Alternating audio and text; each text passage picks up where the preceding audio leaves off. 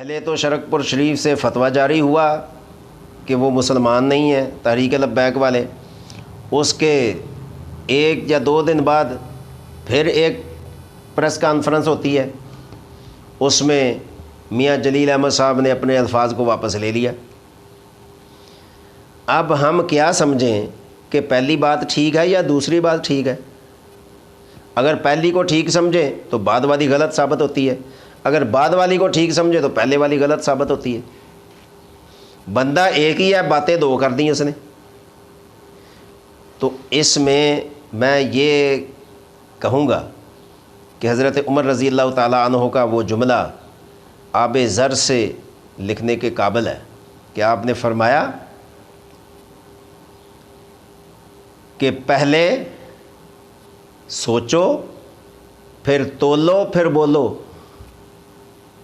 تاکہ آپ کو بعد میں شرمندگی نہ اٹھانی پڑے.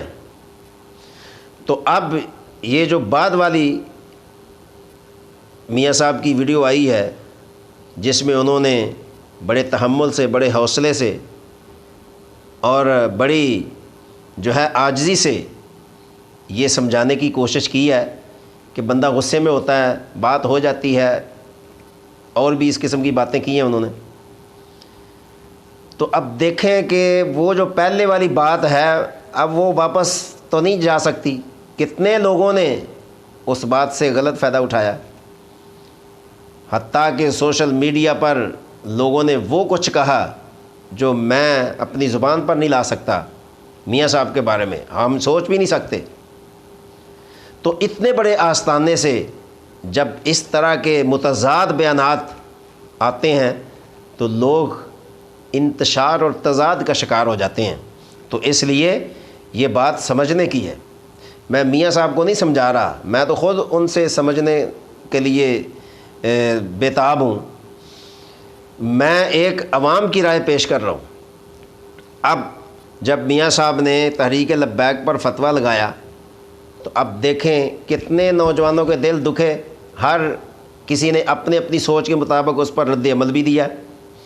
لیکن ایک خاص بات میں یہاں ضرور کہنا چاہتا ہوں میاں صاحب کی توجہ کے لیے بھی، اگرچہ میں ان سے میری اور ان کی کوئی مقصد کے ان کے مقابلے میں میری کوئی حیثیت نہیں ہے، لیکن صرف یہ اس لیے بات کرنے لگا ہوں کہ میری ایک اپنی سوچ ہے، میری ایک رائے ہے، اور مجھے اپنی رائے دینے کا پورا حق ہے.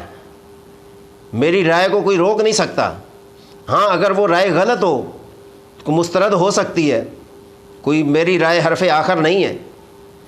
لیکن اتنے بڑے آدمی کے سامنے اگر میں رائے پیش کرتا ہوں، اگرچہ اس کی حیثیت نہیں ہوگی، لیکن آپ رائے سن لیں.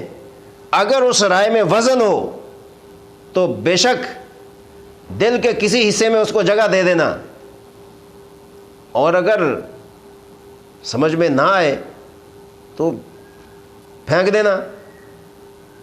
اور اس کے پھینکنے سے مجھے کوئی تکلیف نہیں ہوگی. میں یہی سمجھوں گا کہ میری رائے غلط ہو سکتی ہے. جب اپنے ہی اس قدر ان کی پیٹھ میں چھرا گھونپ رہے ہوں تو کیا تحریک لبیک کو کمزور کر رہے ہیں یا اس کو تقویت دے رہے ہیں؟ یہی میری رائے تھی. اس سے ہم کیا سمجھیں؟